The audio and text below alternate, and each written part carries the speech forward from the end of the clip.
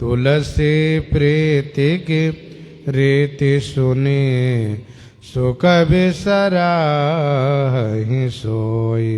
सियावर रामचंद्र जी की जय।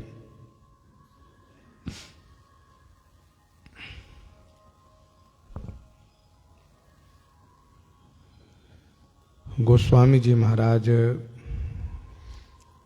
पूर्व प्रसंग में वर्णन किए, श्री रघुनाथ जी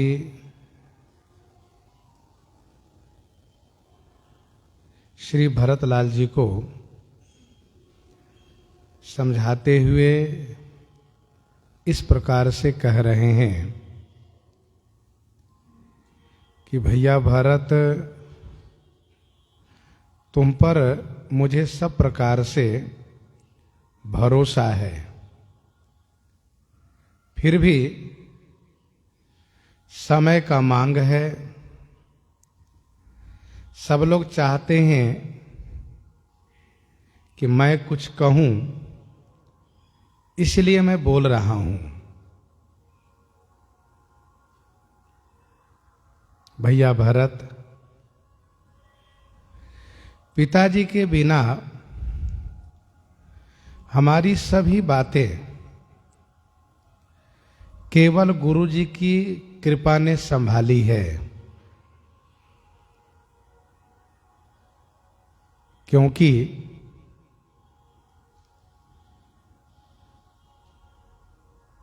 पिताजी स्वर्ग को चले गए, हम वन में आ गए और आप ननिहाल में थे।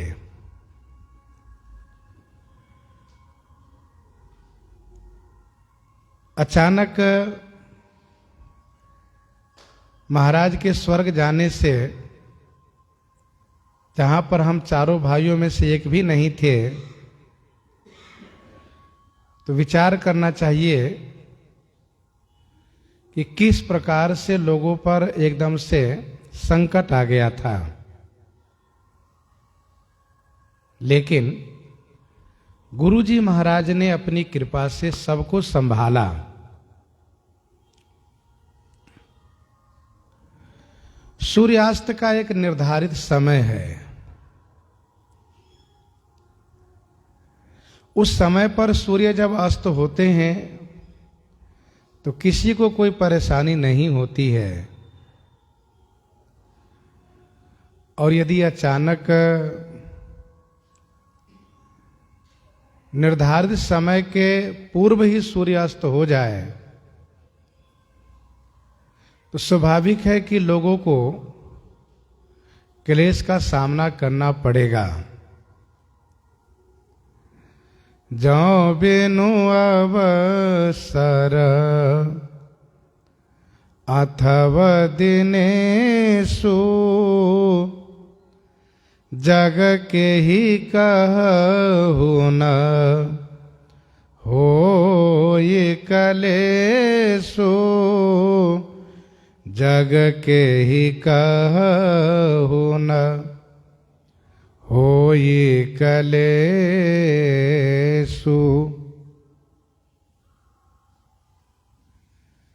जौ बिनु अवसर अथवा दिनेषु, जग के ही कहु न होई कलेशु। जो माने यदि बिना अवसर के, बिना समय के, दिनेशु भगवान भास्कर अथवा माने अस्त हो जाए तो जग के ही कहु न होई कलेशु। कहु माने आप ही बताओ, जगत में किसी कलेश नहीं होगा, अर्थात सबको कलेश होगा। हम चारों भाइयों में से कोई भी अयोध्या जी में नहीं थे उस समय में महाराज स्वर्ग को चले गए।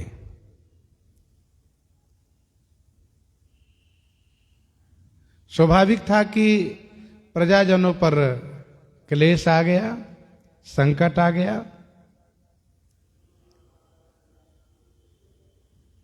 दूसरा भाव यह है कि पिताजी की आयु अभी पूरी नहीं हुई थी।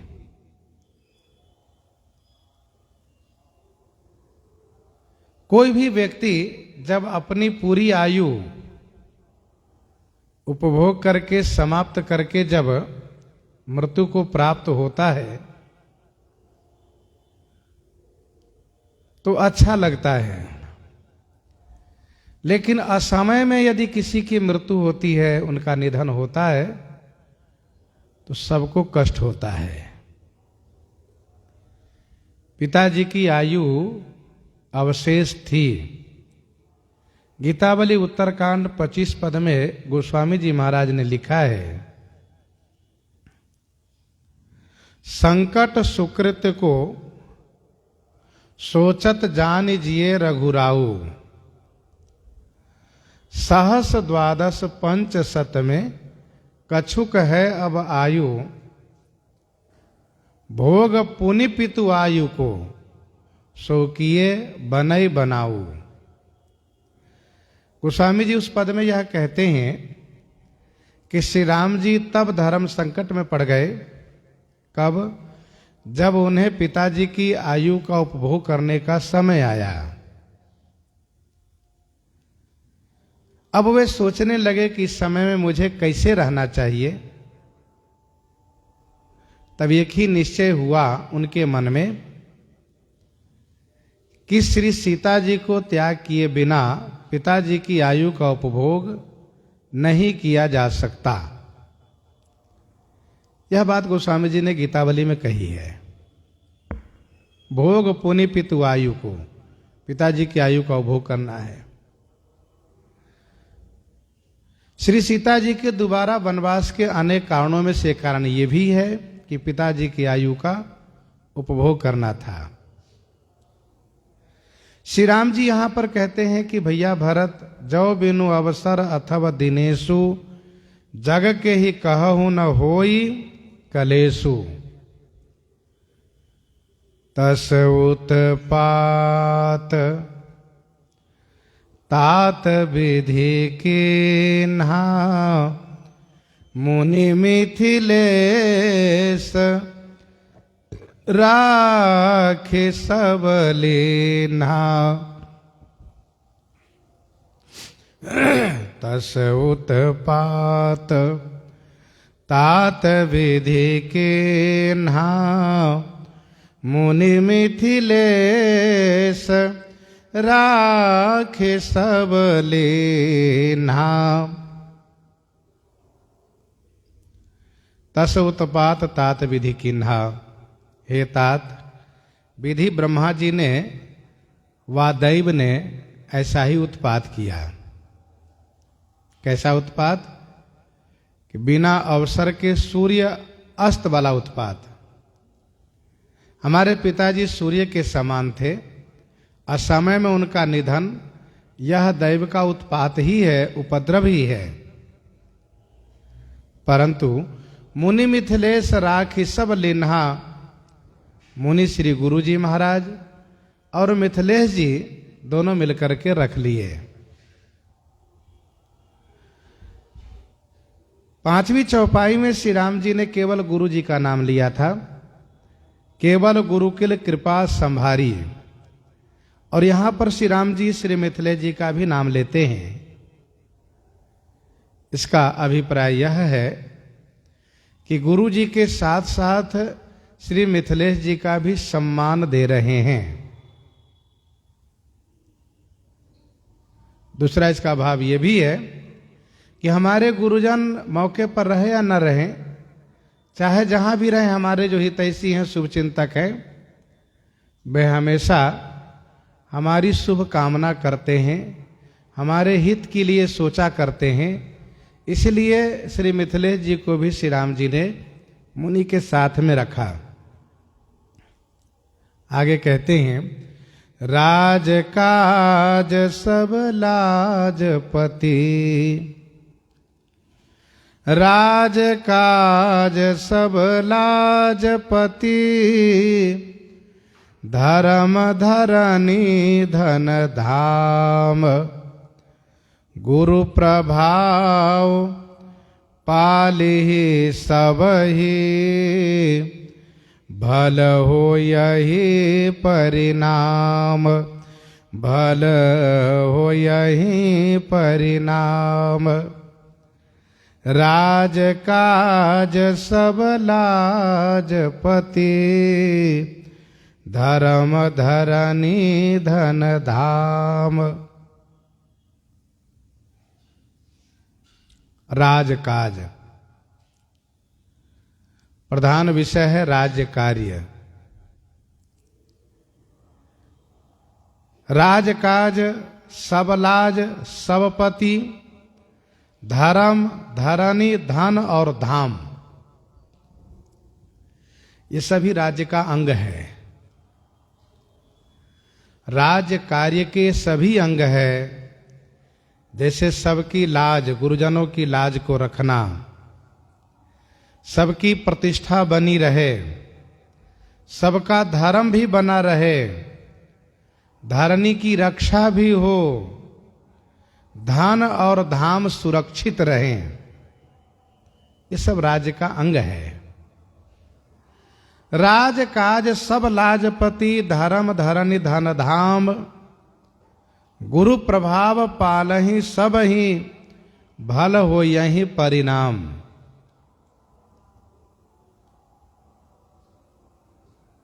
गुरु जी के प्रभाव पालन करेंगे, गुरु जी के प्रभाव ही सभी को पालन करेंगे। जैसे पहले पालन किए वैसे आगे भी पालन करेंगे। और भैया भरत, परिणाम भल हो यही, परिणाम भल माने अच्छा होगा।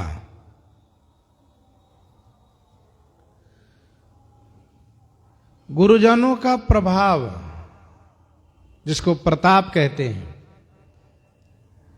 वह हमेशा कार्य करता है, हमेशा कल्याण करता है। जैसे भवभय भंजन नाम प्रताप, ये नाम का प्रताप है कि भवभय भंजन होता है। वैसे ही इन गुरु जी का प्रभाव सबको पालन करेगा। राजकार्य, लाज, पति, धर्म, धरनी, धन और धाम माने घर महल, सबको पालन करेगा। ध्यान देना चाहिए। हम आपको भी इस बात को लेकर के मन में निश्चिंत रहना चाहिए। मन में हम यह बात ला करके निश्चिंत रहें कि सारा कार्य गुरुजनों के पुण्य प्रताप से ही होगा। हम तो केवल निमित्त रूप में रहेंगे, गुरुजनों के प्रताप से, उनकी कृपा से होगा। और जो बालक यह सोचता है कि माता पिता के पुण्य प्रताप से ही घर परिवार चलेगा, कोई भी संस्था आश्रम में जब वो व्यक्ति, वह शिष्य सेवक यह सोच के चलता है कि गुरुजनों के पुण्य प्रताप से, उनके भजन प्रताप से ही चलेगा, तो कार्य अच्छा होता है। बात वहीं बिगड़ती है जहां पर कि वह व्यक्ति ये सोचता है कि हम ही करने वाले हैं, हम नहीं करेंगे तो यह बात नहीं बनेगी, हम न होते तो ऐसा होता ही नहीं। यह अहंकार लाने से बात बिगड़ती है। श्री राम जी कहते हैं कि भैया भरत, जैसे हम लोगों की अनुपस्थिति में पिताजी के स्वर्गवास होने पर गुरु जी ने संपूर्ण राज्य की रक्षा की थी, उनकी कृपा ने सबको बचाया था नष्ट होने से, वैसे ही आगे भी उनकी कृपा ही बचाएगी।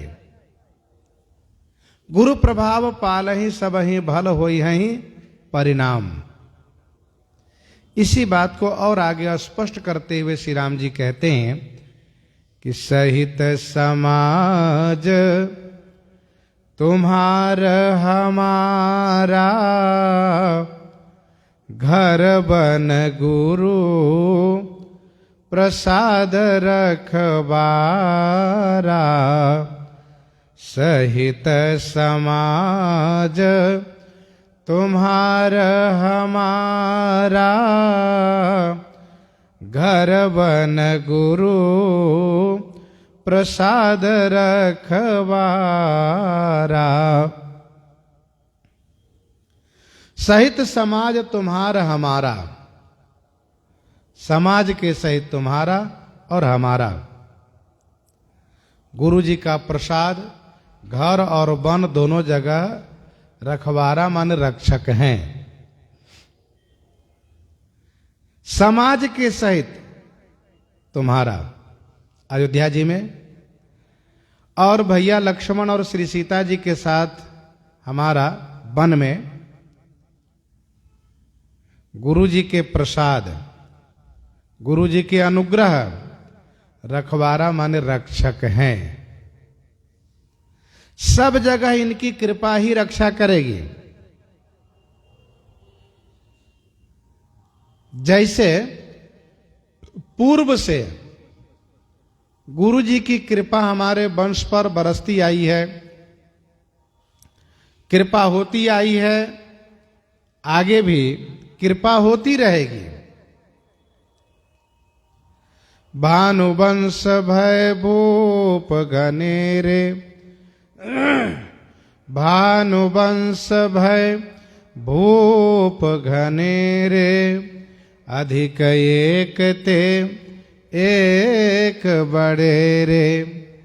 जन्म हेतु सब कह पितु माता, कर्म शुभाशुभ देई विधाता। दलि दुख सजई सकल कल्याणा, अस आशीष राउरी जग जाना। तो आज तक जिन कृपा ने इस वंश की रक्षा की है,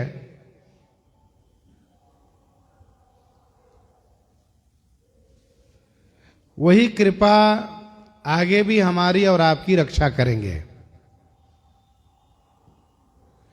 हम उन कृपा के भरोसे निश्चिंत रहें, हम उन कृपा के भरोसे निश्चिंत रहें। हम अपने भाग्य के अनुसार, प्रारब्ध के अनुसार जहां भी रहें, लेकिन हम उन कृपा के भरोसे निश्चिंत रहें। तो सहित समाज तुम्हारा हमारा, घर बन गुरु प्रसाद रखवारा।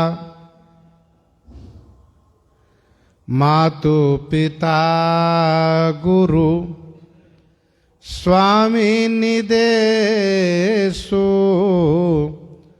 सकल धर्म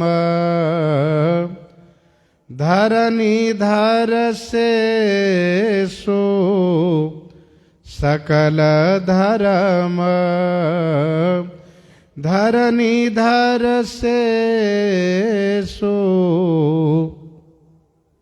मातु पिता गुरु स्वामी निदेशु। भैया भरत, माता पिता गुरु और स्वामी का निर्देश, आदेश, ये क्या है? ये है समस्त धर्म रूपी धरणी को धारण करने के लिए शेष। सकल धर्म धरणी धर शेषु, समस्त धर्म रूपी धरणी को धारण करने के लिए शेष जी के समान है। माता पिता गुरु और स्वामी का निर्देश।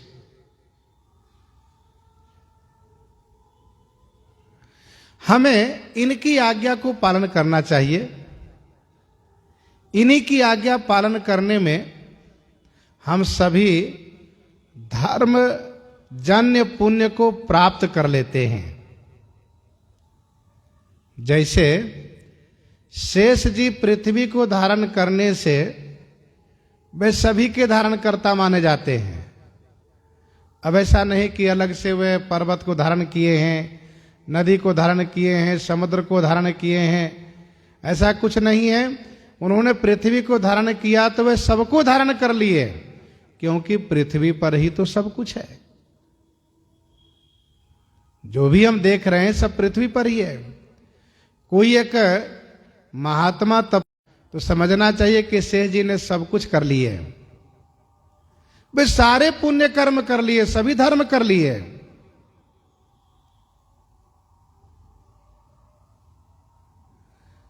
वैसे ही जिन्होंने माता पिता गुरु की स्वामी की आज्ञा को पालन कर लिया, वे सभी धर्म कर लिए।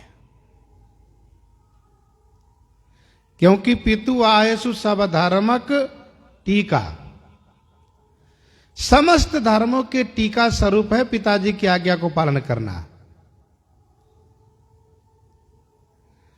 तो मातु पिता गुरु स्वामी निर्देशु,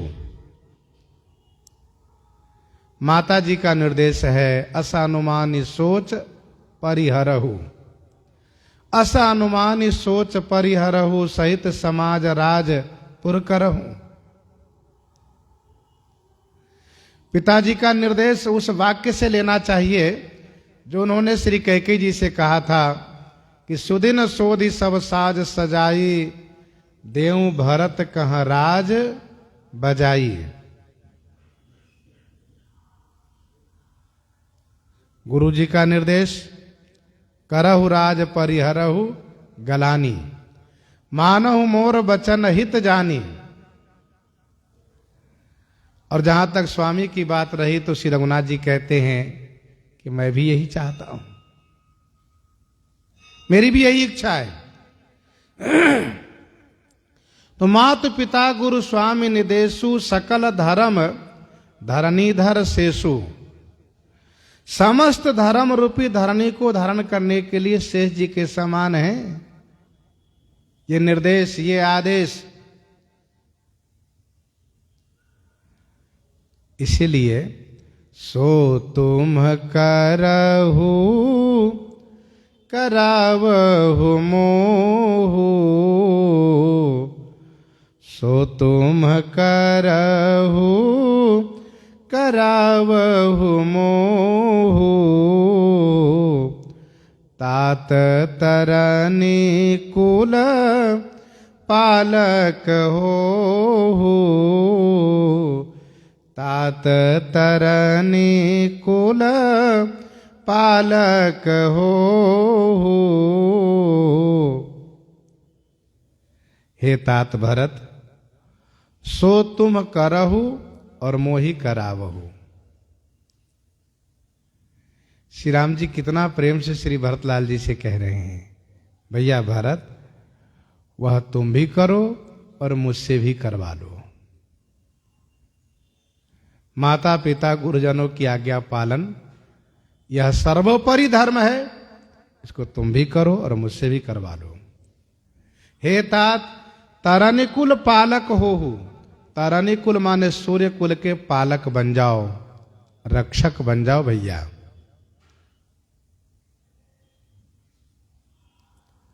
ध्यान दीजिएगा, जहां प्रेम होता है वहां कठिन से कठिन समस्या का समाधान बातों में ही हो जाता है।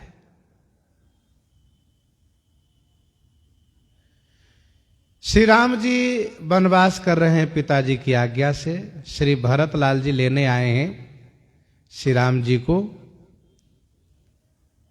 लेकिन जब दोनों में आपस में संवाद हो रहा है, वार्ता हो रही है, तो श्री भरतलाल जी यही निश्चय कर लेते हैं कि हम तो स्वामी की आज्ञा में ही रहेंगे, क्योंकि आज्ञा समन सुसाहिब सेवा, सो प्रसाद जन पावै देवा। और श्री राम जी भी आज्ञा पालन धर्म को सर्वोपरि बताते हुए यह कहते हैं कि भैया उसे तुम भी पालन करो और मुझसे भी पालन करवा लो। सो तुम करहु और मोहि करावहु। मोहि करावहु का मतलब श्री राम जी मानो अपने आप को श्री भरतलाल जी के हाथ में कर दिए हैं, तुम जो कराओगे वही मैं करूंगा।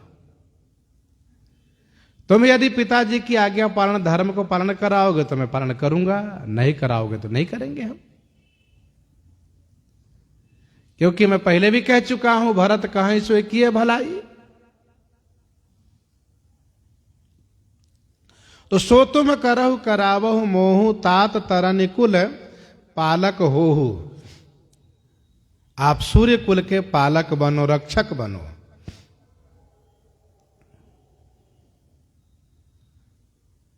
साधक एक सकल सिद्धि देनी, कीरति सुगति भूतिमय बेनी। साधक एक, यहां साधक पाठ भी है और साधन पाठ भी है। श्री अयोध्या जी के संतों द्वारा, गुरुजनों द्वारा संशोधित पाठ साधन है। गीता प्रेस से प्रकाशित मानस जी में साधक पाठ है। वैसे दोनों का अर्थ उपयुक्त है। साधक माने साधक के लिए, और साधन का अर्थ होगा कि साधन एक है और सिद्धियां अनेक प्राप्त हो रही है। तो साधकों के लिए एकमात्र समस्त सिद्धि को देने वाली कीरति सुगति भूतिमय बेनी माने त्रिवेणी है। एक अर्थ ये रहेगा। दूसरा अर्थ यह है कि साधन एक है। कौन सा साधन? आज्ञा पालन साधन। साधन एक है जो समस्त सिद्धियों को देने वाला है। कीरति सुगति भूतिमय बेनी माने त्रिवेणी है। ये दूसरा अर्थ है। तो केवल साधन और साधक शब्द का अंतर है। तो साधकों के लिए एकमात्र समस्त सिद्धियों को देने वाली यह त्रिवेणी है। त्रिवेणी जहां पर तीन धाराओं का, तीन नदियों का मिलन है। प्रकट रूप से श्री गंगा यमुना जी का मिलन है और गुप्त रूप से श्री सरस्वती जी का मिलन है। वैसे यहां पर कीरति सुगति और विभूति माने ऐश्वर्यमयी त्रिवेणी है। ये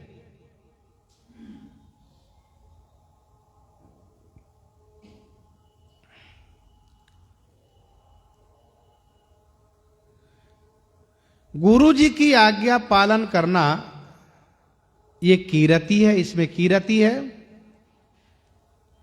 माता पिता की आज्ञा पालन करना इससे विभूति है। भूति माने ऐश्वर्य, भूति है। और स्वामी की आज्ञा पालन करना ये इसमें सुगति है। अर्थात गुरु जी की आज्ञा ही श्री गंगा जी है, माता पिता की आज्ञा जमुना जी है और स्वामी की आज्ञा, स्वामी की जगह श्री राम जी अपने आप को रख रहे हैं।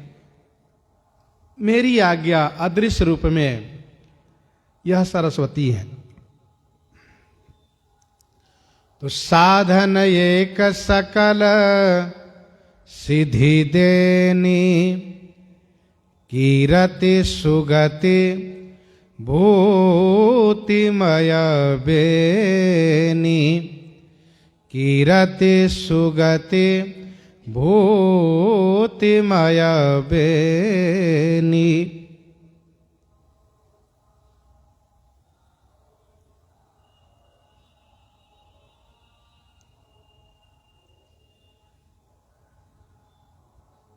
साधन एक सकल सिद्धि देनी, कीरति सुगति भूतिमय बेनी।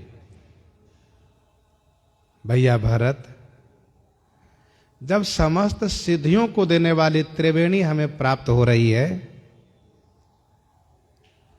तो फिर हमें कोई सोच नहीं करना चाहिए, हमें कोई चिंता नहीं होनी चाहिए। सो विचारी सही संकट भारी, करहु प्रजा परिवार सुखारी। सो विचारी सही संकट भारी, करहु प्रजा परिवार सुखारी।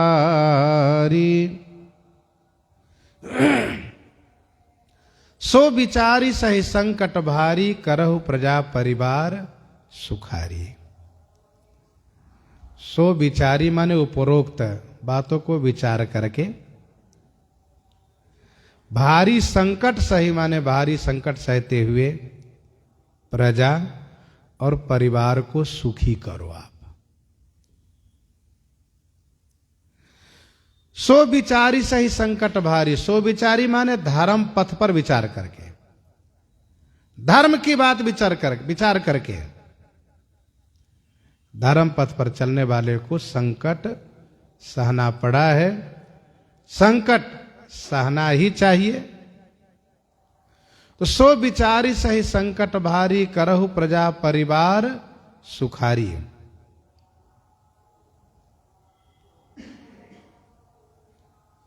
प्रजा और परिवार को सुखी करिए। शिवि दधीच हरिश्चंद्र नरेशा, सहे धर्म हित कोटि कलेशा।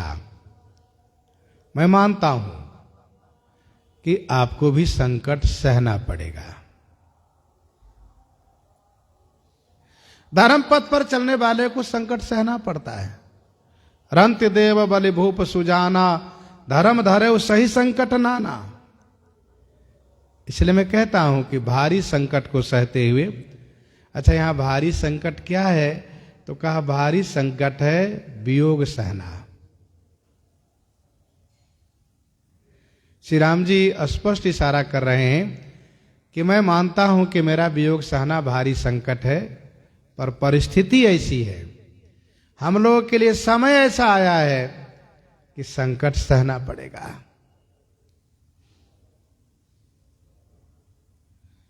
दुआवली 466 में गोस्वामी जी ने लिखा, धर्म पथ पर चलने वाले को इस दोहे का स्मरण रखना चाहिए कि सही को बोल सांसते सकल, सही को बोल सांसते सकल, अंगई अनट अपमान, तुलसे धर्मन परिहरिये, कही करि गए सुजान, कही करि गए सुजान। कुबोल सहना पड़ता है, सांसती सहनी पड़ती है, अनट सहना पड़ता है, अन्याय सहना पड़ता है, और फिर भी जो धर्म पथ पर बना रहता है वही तो धर्मात्मा कहलाता है।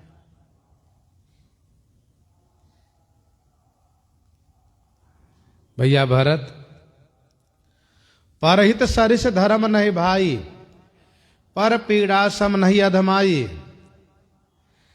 हम अपने जीवन में इस बात को ध्यान में रखें कि जितना अधिक से अधिक हो सके परोपकार हो, परहित हो, क्योंकि परहित जैसा कोई और धर्म है ही नहीं। हमारे द्वारा यदि किसी को क्लेश पहुंचता हो तो ये तो बहुत बड़ा पाप है। पड़ पीड़ा सम नहीं अधमाई, अष्टादश पुराणेषु व्यासस्य वचनम द्वयम, परोपकारः पुण्याय पापाय परपीडनम। ये सभी पुराणों का सिद्धांत है कि परोपकार ही पुण्यप्रद है, परोपकार ही पापप्रद है। तो सो विचारी सही संकट भारी। हम वन में रह करके पृथ्वी को आसुरी शक्ति से मुक्त करावें, देवताओं को जो क्लेश है, कष्ट है, उससे मुक्ति दिलावें। देवता लोग बेचारे असुरों द्वारा त्रस्त हैं, पीड़ित हैं, सुख और वैभव से रहित हैं, उनको पुनः स्थापित करें। ऋषि मुनि भक्त लोग जो मन में अनेक कष्ट सह रहे हैं, असुरों द्वारा आतंक सह रहे हैं, उनकी रक्षा हो, यह सब कार्य हो। और आप अयोध्या जी में रह करके प्रजा को पालन करें, गुरुजनों की आज्ञा को पालन करें और सबकी सेवा करें। सेवा भाव से आप अयोध्या जी में रहें। इसके बाद श्री राम जी कहते हैं आगे, बाटी विपत्ति सब ही मोहि भाई, तुम ही अवधि भरी बड़ी कठिनाई, बाटी विपत्ति सब ही मोहि भाई, तुम ही अवधि भरी बड़ी कठिनाई। बाटी विपत्ति सब ही मोहि भाई। हे भाई, सब ही मोहि विपत्ति बाटी, तुम ही अवधि भरी बड़ी कठिनाई। हे भाई, सब ही सभी के और मोहि माने मुझे, विपत्ति बाटी माने हिस्से में पड़ी, और तुम्हें तो 14 वर्ष तक बड़ी कठिनाई है। 14 वर्ष तक कठिन समय तुम्हारा बीतेगा।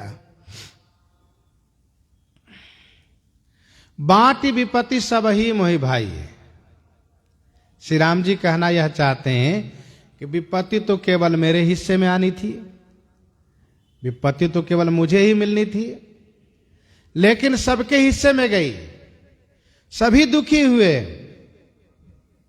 मेरी विपत्ति सबने बांटी, सबने बांटी, उसमें से आप विशेष हो, इसलिए आपको विशेष विपत्ति हिस्से में पड़ी। आपको भी बहुत कष्ट सहना पड़ेगा 14 वर्ष तक। बाटी विपत्ति सब ही मोहि भाई, तुम्हारी अवधि भरी बड़ी कठिनाई। दूसरा एक बड़ा सुंदर अर्थ है इसका, ये भाई सभी ने यह विपत्ति मेरे हिस्से में दे दी।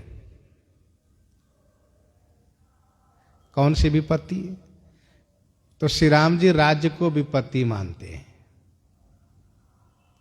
राज पद को विपत्ति मानते हैं। कहिए कैसे? तो नव गयंद रघुवीर मन राज अलान समान। आप दोहे को समझ सकते हैं दोहे से। नव गयंद रघुवीर मन राज अलान समान, छूट जान बन गवन सुने उर आनंद अधिकान। तो सभी ने मेरे हिस्से में विपत्ति दे दी। राज्य श्री राम जी ले, यह विपत्ति मुझे सबने दी। गीतावली अयोध्या कांड 33 पद में गोस्वामी जी ने लिखा, बोले राज देन को राजाए शुभो कानन को, आनन प्रसन्न मुख। आनन प्रसन्न। श्री राम जी को राज्य पद सुना करके जब वनवास मिला तो ऐसी प्रसन्नता हुई कि मानो भूखे को सुनाज मिल गया हो। तो श्री राम जी राज्य को विपत्ति मानते हैं। एक संत जी कहा करते थे, जब ते आई मान बढ़ाई किस्मत हमारी फूटी फूटी। जब ते आई मान बढ़ाई किस्मत हमारे फूटी। और पूरी विपत्ति महंथी आई, लगन राम से छूटी। तो अब भजन प्रधान जीवन वाले संत ने ये कहा कि भाई ये महंती क्या है, पूरी विपत्ति ही है, पूरी विपत्ति महंती आई लगन राम से छूटी। यद्यपि धर्माचार्यों ने इस पर सुधार भी किया कि ऐसा नहीं है, विपत्ति नहीं है, बल्कि ठाकुर जी जोड़ने का एक उपाय माध्यम है। संत की सेवा, ठाकुर जी की सेवा अच्छी बात है। यदि ठाकुर जी की सेवा हो, संत की सेवा हो, तब तो ठीक है, नहीं तो सचमुच विपत्ति ही है ये। तो यदि हम उस दोहे को ठीक से समझें, जैसा कि गोस्वामी जी ने लिखा कि नव गयंद रघुवीर मना राज अलान समान, और यह दोहा जो है किसी संत द्वारा बनाया हुआ कि पूरी विपत्ति महंती आई, तो श्री राम जी कहते हैं यह राज्य रूपी विपत्ति सबने मिलकर के मेरे हिस्से में रख दी। तुम्हें तो केवल 14 वर्ष की कठिनाई है भैया, केवल 14 वर्ष ही इस विपत्ति को झेलना है, मुझे तो जीवन पर्यंत झेलना है।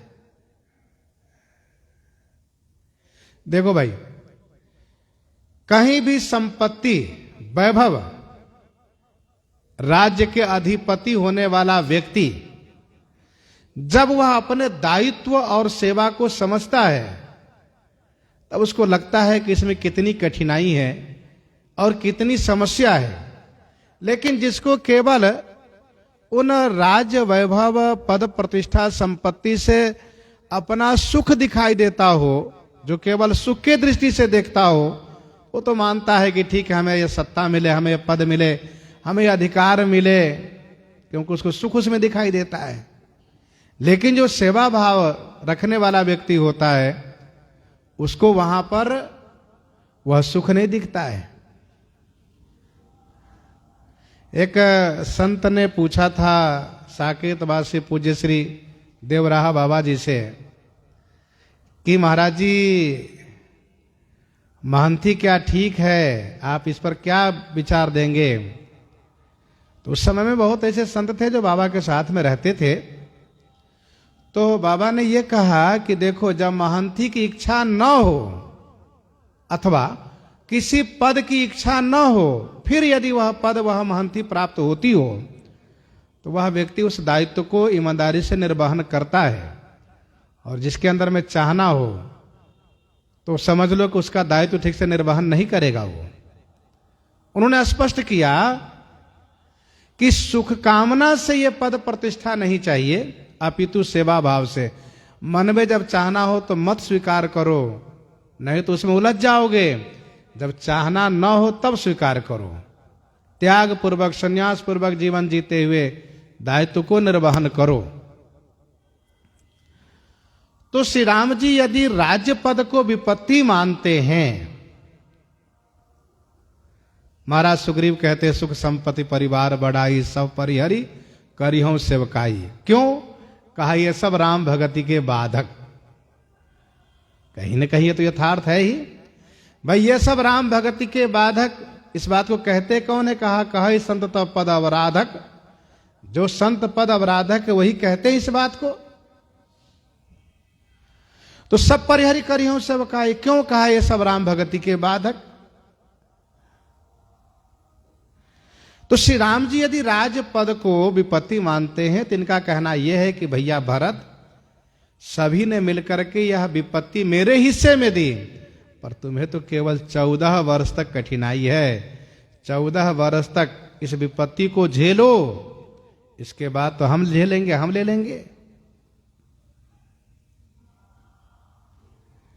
श्री भरतलाल जी कह सकते हैं कि क्या प्रभु, मैं इस विपत्ति को झेलने योग्य हूं? क्या मैं इस विपत्ति को लेकर के 14 वर्ष तक चल सकता हूं? तो श्री राम जी इस संदर्भ में बड़ी अच्छी बात कहते हैं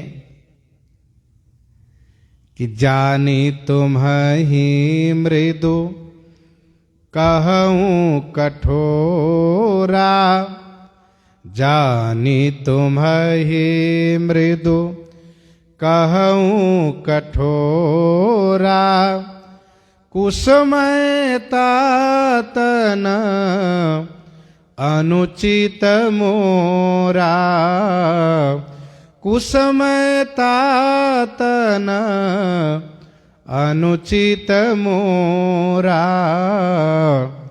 जानी तुम्हि मृदु कहूँ कठोरा। मैं जानता हूं कि तुम मृदु माने कोमल हो, फिर भी मैं कठोर कह रहा हूं। फिर जब आप जान रहे हैं कि मैं कोमल हूं तो कठोर क्यों कह रहे हैं? तो सरकार कहते हैं कुसमय है। ये सब समय का खेल है, समय कराता है। हे तात, यह कुसमय है, इसलिए ना अनुचित मोरा, इसमें मेरा कोई अनुचित नहीं है। भैया भरत, मैं जानता हूं कि तुम वियोग सहने योग्य नहीं हो। जाने तुम्हें मृदु, मृदु माने कोमल जान करके मैं तुम्हें कठोर कहता हूं। कुसमय तातन अनुचित मोरा, ये कुसमय है, इसमें मेरा अनुचित नहीं है।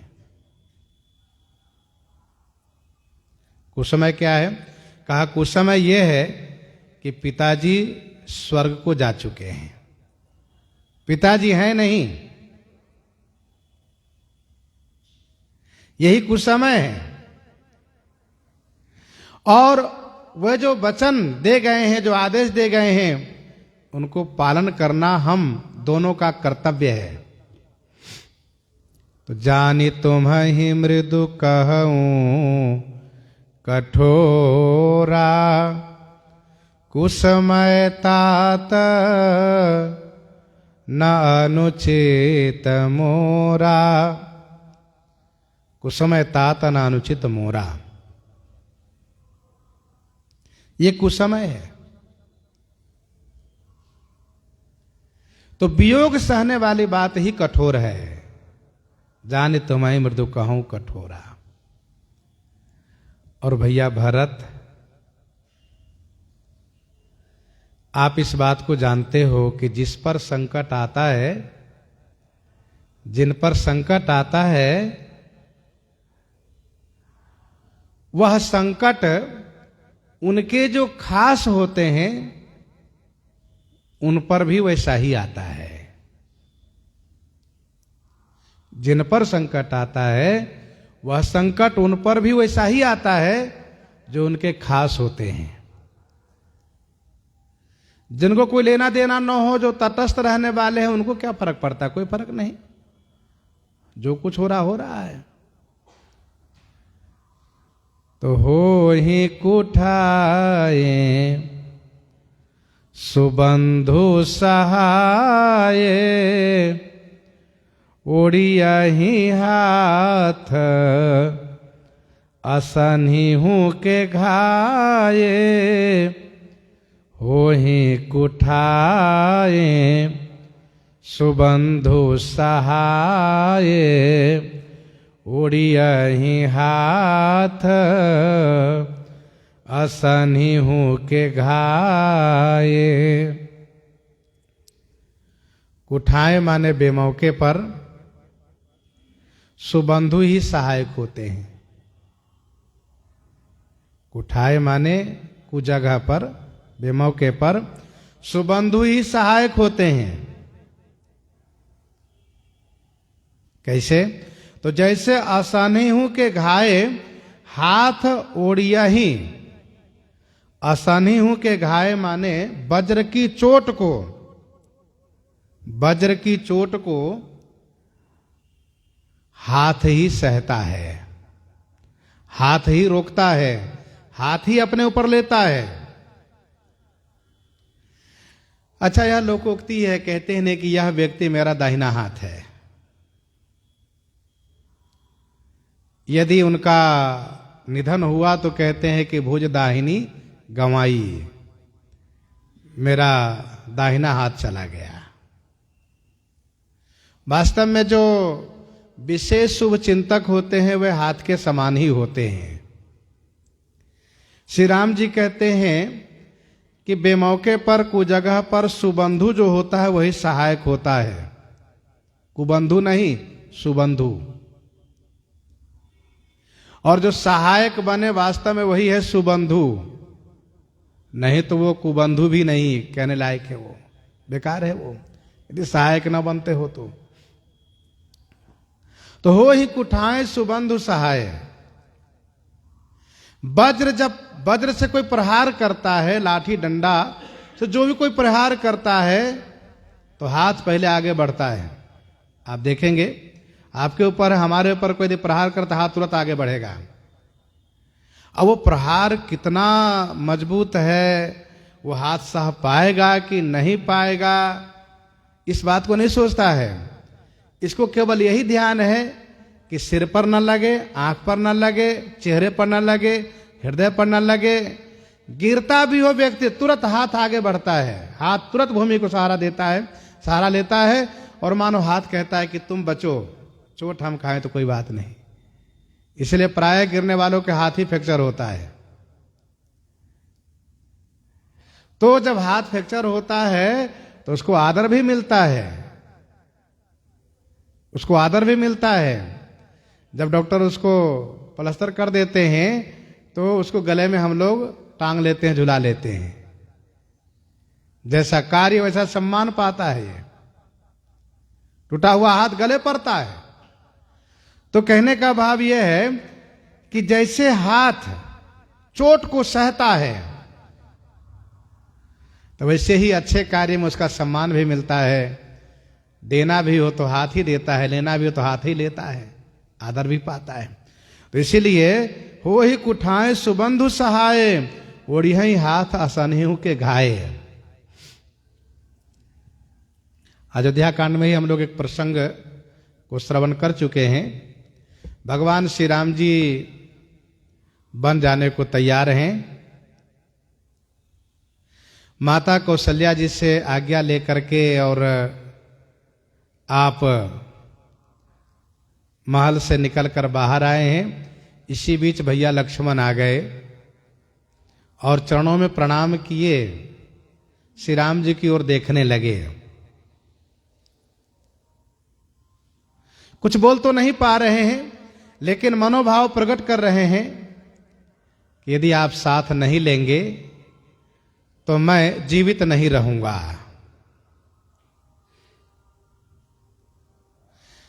मैं आपके बिना एक पल भी जीवित नहीं रहूंगा।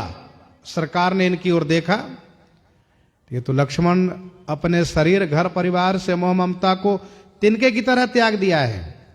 तो श्री राम जी उनको बड़े प्रेम से समझाते हुए कहते हैं, भैया लक्ष्मण, पिताजी वृद्ध हैं, मेरे वियोग में दुखी हैं, और भैया भरत घर में नहीं है, और मैं चाहता हूं कि आप घर में रह करके राज्य का संचालन करें।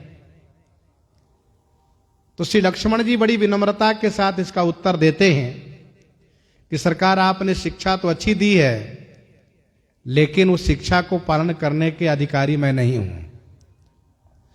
और श्री लक्ष्मण जी की प्रार्थना सुन करके श्री राम जी साथ में चलने के लिए आदेश देते हैं। तो गोस्वामी जी वहां पर एक शब्द का प्रयोग करते हैं, वह शब्द यही है, कौन? सुबंधु। करुणा सिंधु सुबंधु के सुनि मृदु बचन विनीत, समुझाए उरलाई प्रभु, जानि स्नेह सभीत, जानि स्नेह सभीत। करुणा सिंधु सुबंधु के सुनि मृदु वचन विनीत, समझाए उरलाए प्रभु, जानि स्नेह सभीत। यहां पर सुबंधु कहा गोस्वामी जी ने। क्यों? गोस्वामी जी से पूछा गया कि जो अपने भाई की बात न मान रहे हो उनको सुबंधु आप कह रहे हैं, ऐसा क्यों? तो गोस्वामी जी ने कहा, देखो, अच्छे दिन तो सब लोग साथी बनते हैं, सब लोग भाई बनते हैं। जो बुरे दिन, संकट के समय में जो साथ खड़े रहें वही तो सुबंधु हैं। आज श्री राम जी का वनवास हुआ है। माता कैकेयी ये सोच रही थी इनको कोई है ही नहीं साथ देने वाले, लेकिन ऐसा नहीं है। श्री लक्ष्मण जी इनके साथ हमेशा रहे हैं और आज भी रहेंगे। इसलिए मैं कह रहा हूं सुबंधु हैं। जो कठिन समय में, बुरे समय में, संकट के समय में, दुख के घड़ी में साथ खड़े हो, वही तो सुबंधु हैं। इसलिए मैंने कहा करुणा सिंधु सुबंधु के सुन मृदु वचन विनीत। तो श्री राम जी यहां पर कहते हैं, भैया भरत, हो ही कुठाए सुबंधु सहाय, ओढ़ियाई हाथ असनहु के घाये। सेवक कर पद नयन से, मुख सो साहिब होई। तुलसी प्रीति की रीति सुनी, सुख बिसराहि सोई। सुख बिसराहि सोई। सेवक कर पद नयन से, मुख सो साहिब होई। सेवक कर पद नयन से,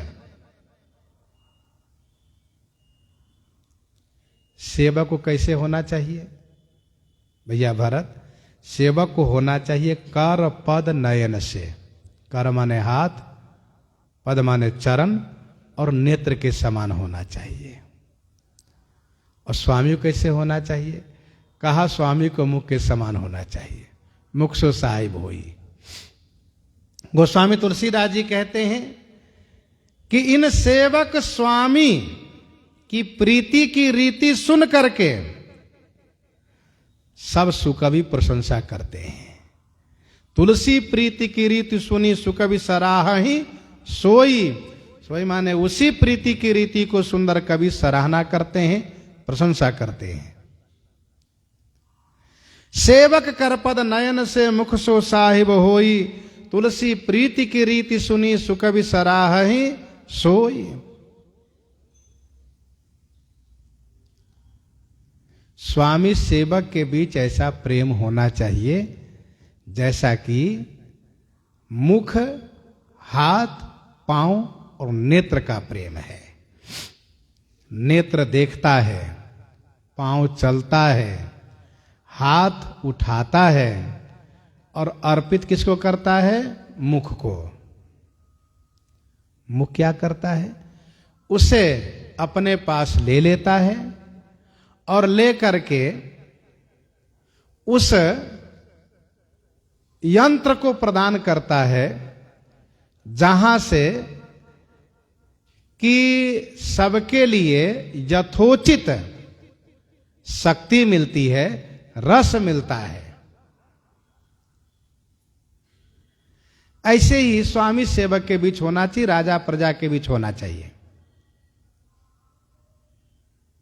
प्रजा राजा को समर्पित करें, और राजा ऐसा न हो कि सब अपने ही खा जाए, सो नहीं, अपने कोष में रखें, स्वीकार करें, और प्रजा के हित में उनके लिए जैसे कि रोड, अस्पताल, विद्यालय तथा अन्य और भी जो उपयोगी चीजें हैं उनका प्रबंधन करे, ये राजा का कर्तव्य होता है।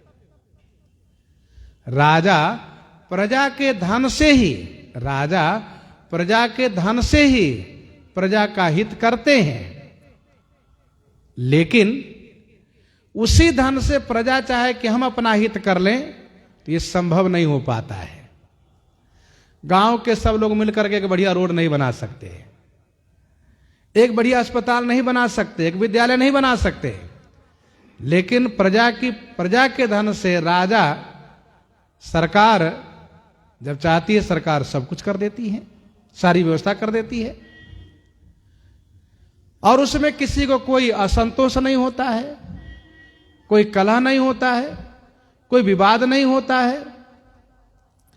तो सेवक कर पद नयन से, मुख सो साहिब होई। तुलसी प्रीति की रीति सुनी, सुकवि सराहहि सोई। गोस्वामी जी कहते हैं प्रीति की रीति सुन करके सुकवि उसको प्रशंसा करते हैं।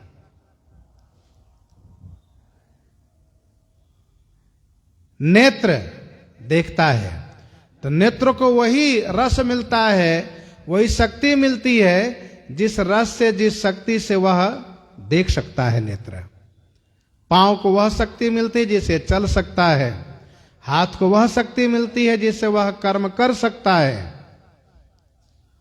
अपने से चाहें कि हम उसमें से रस निकाल लें और अपनी शक्ति को प्राप्त कर लें, तो ये सामर्थ्य नेत्र, हाथ, पांव किसी में नहीं है। इसलिए यह सनातन व्यवस्था रही है हमेशा से। राजा और प्रजा के बीच पिता पुत्रवत प्रेम होना चाहिए, और राजा को यह होना चाहिए कि वह ईमानदारी के साथ प्रजा का कल्याण करे, प्रजा का हित करें। तो सेवक कर पद नयन से मुख सो साहिब होई, तुलसी प्रीति की रीति सुनी सुकवि सराहि सोई। इसी संदर्भ में आगे भी श्री राम जी कहेंगे कि मुखिया मुख सो चाहिए, खान पान कहूं एक, पालय पोसई सकल अंग, तुलसी सहित विवेक। श्री राम जी ने जब यहां पर इस प्रकार से कहा है, तो गोस्वामी जी कहते हैं सबको बड़ा अच्छा लगा है, और श्री राम जी की वाणी सुनकर के सबकी बोलती बंद हो गई है। श्री भरतलाल जी महाराज को बड़ी संतुष्टि हुई है, बहुत अच्छा लगा है, क्योंकि श्री राम जी ने यहां पर यह कहा है कि भैया भरत, सो विचारी सही संकट भारी, करहु प्रजा परिवार सुखारी। और फिर श्री राम जी ने जो ये कहा है कि सो तुम करहु करावहु मोहु, श्री भरतलाल जी से बहुत संतुष्ट हुए हैं, और ऐसा उनको अनुभव होने लगा है कि जैसा कि मानो हम साथ में रह के सुख प्राप्त करते, वह सुख हमें अभी से मिल रहा है। तो श्री भरतलाल जी आगे क्या कहते हैं, सो श्रवण आगे करेंगे। प्रसंग को यहीं पर हृदयांगम करते हुए श्रवण करते हैं श्री जानकी मंगल से।